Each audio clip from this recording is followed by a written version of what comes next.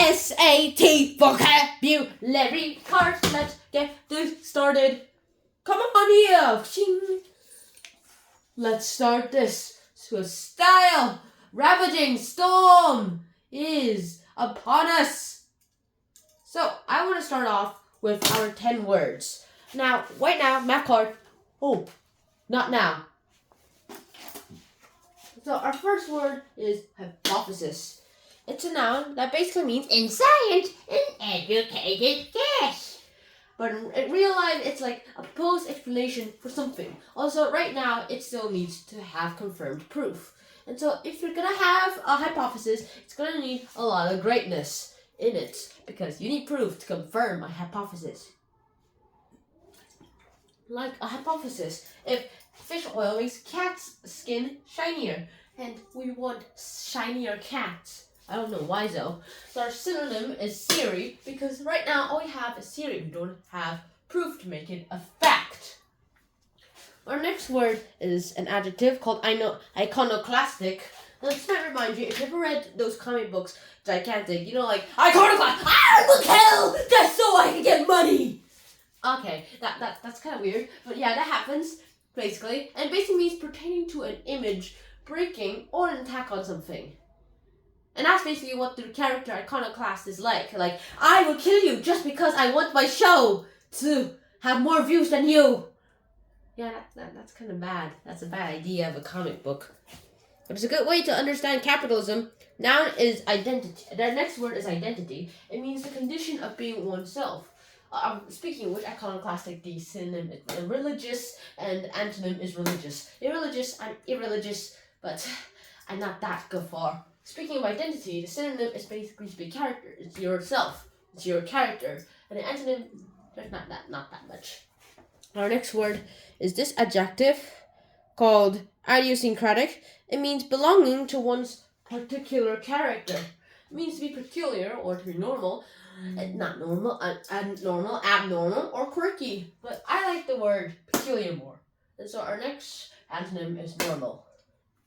Our next word is illusory, an adjective that basically means causing an illusion, deceptiveness. You know, Loki's good at that. Loki, the trickster. Loki! Yeah, I'm good at tricking people. Haha. I mean, he can literally turn into Captain America. Also, not as strong as him. Our next word is this word. Oh wait, speaking of which, illusory, the synonym is unreal, and the antonym is real. Our next word is this word called immaterial. It does not mean no material. It means unimportant.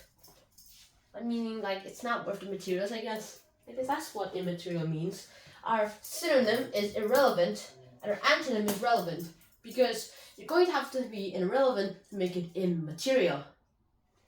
Our next word is impartial. Impartial basically means not biased. This is what you need to do when you're going to use surveys. We'll find that out later on. And so impartial means to be justful, to be fair. However, antonym is unjust or to be unfair. And you're not going to be impartial if you're going to be partial. Our next word is this adjective called impecunious. It means having little or no money. Basically to be broke or penniless. I love this thing. And the next word is impede, which is a verb that basically means to stop or to hinder your progress. So it's like to encumber something or to obstruct something. To obstruct something like, yeah! Obstruct the cars! Yeah. And killing a lot of people in the okay. I should stop talking about killing people. This is an educational channel. Speaking of which, impede, the synonym is obstruct, and the antonym is to facilitate, to like mediate and take out the blockage. Our next word is imperturbable. It's an adjective that basically means incapable of being upset or agitated.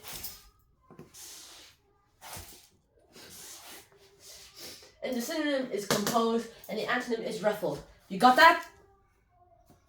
I'm warning you. Human reaction. And that's about it. Now, it's time for the official math card. Hashtag ban SAT! So let's just say that there's this guy who wants to ban the SAT. And he needs results. So he goes ahead and does a survey, and he ends up with these results. But what is this confidence interval? What is this confidence interval? This is where we're at right now. So come on, stick of justice. So the confidence interval right here. Now it's basically the range that something is most likely to happen in. Like let me take FedEx for example. You know, like if you're in Western world, you're more accommodated to FedEx. If you're in like the Asian world, like in China, then you're probably just gonna use Taobao because they kind of banned FedEx here.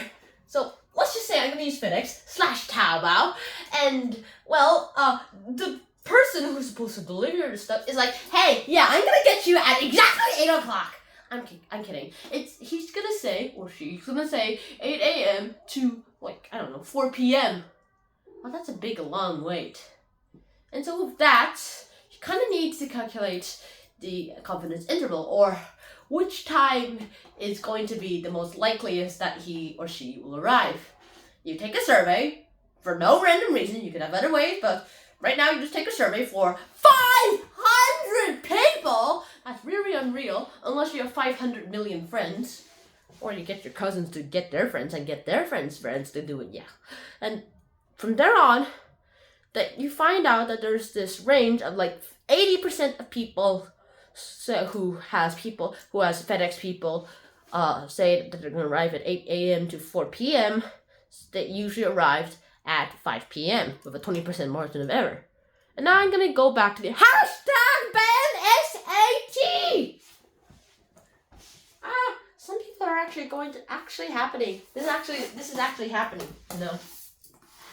And so there's a survey where 376 people are surveyed about, do you like the SAT or not? And they're like 67% of people, well, that's more than half, say they dislike the SAT. And from here on out, there's also a 4% confidence interval. And what that means is that there's a 4% likelihood that it won't happen in the 67% range. And so from here on out, if you want to calculate what percentage of the whole population that you surveyed, in this case, is most likely to hate the SAT, you're going to have to take away some accuracy here, because it's impossible to get very accurate, because if you try to do it like an accurate way to actually try to make the confidence interval, then you're just going to end up with minus infinity to positive infinity percents. And so from here on out, I should probably write this down. You also have a 4%, so it's basically a 4%, which is a plus or minus confidence interval. And now that we're here, you do it like this. Stick of justice! 67%, you find the race of the range in between. We don't want minus infinity percent to positive infinity percent. You do this. 67% of the people who dislike the SAT. You subtract the 4% confidence interval to get the first percentage, and then the second percentage, your maximum, is like plus 4% to the 67%, which you get 63% to 71%. And this is your range. This is your range of people who dislike the SAT, at least most commonly. So somewhere between 63 to 71% of the whole population will hate it. And there's a 4% margin of error, if you will. So stick of justice, leave! Now I really want to emphasize the fact that I don't want to ban the SAT. I think the SAT is a good one. Grow! And now it's time for test. Concords! Yay, I love magic. And now it looks like I deleted a bit of it. Well, here we are. Hypothesis. According to my calculations, my hypothesis should be that AI can create 1 million Star Wars installments in 1 hour. Are you serious? We can end every season with that. Oh yeah, and I'll make sure everyone will end with a cliffhanger. What about the Soar series? 5 billion episodes per day. Dude, I don't think the audience will like it because it's really unrealistic. Who cares? I'm an AI! Okay, so our next word is iconoclastic. I'm iconoclastic, meaning I'm irreligious. Wait, I'm religious. Does that mean yes? I have to fight you! Well, I don't think so. I have a magic weapon. What do you have? A weapon that can kill you with one shot. Ah, can you lift this thing? Why not? Can you lift this thing? Why not? Try it now. Only the worthy people can lift this up. Oh well, let's see. Science rules!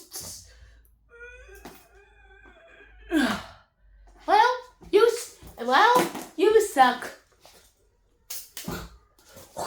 Kills. And while the other guy's stunned. Our next word is identity. I think I'm having an identity crisis, Mr. Spooderman. I'm not sure myself, to be honest.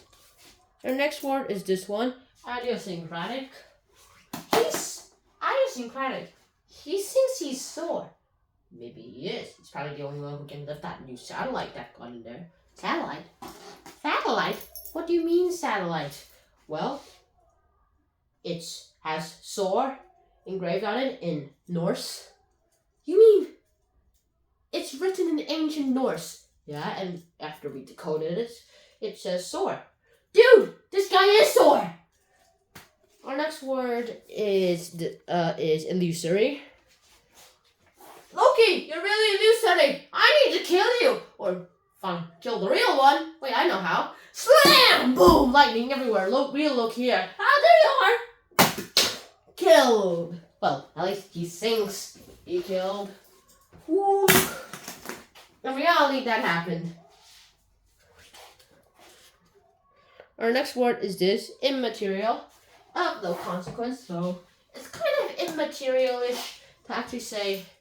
It's not that we have no consequence to be immaterial. Now impartial. Now I am impartial. So I will say that this spy is, according to Rule 5,589, law of 85, is now not a spy. Wait, there are only 5,088 rules.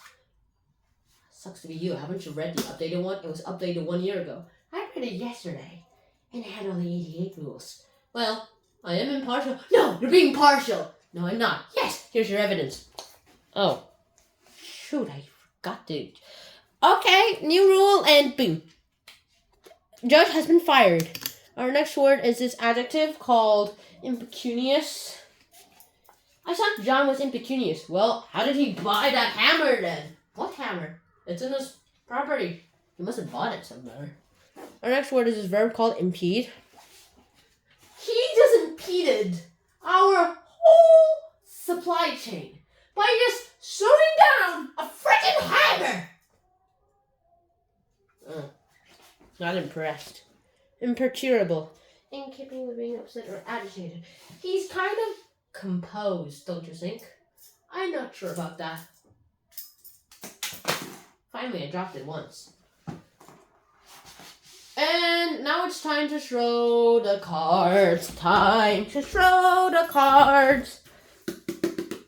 Claude the cat, you go there. It's time to be impartial. Come on, Claude. Come on, Claude.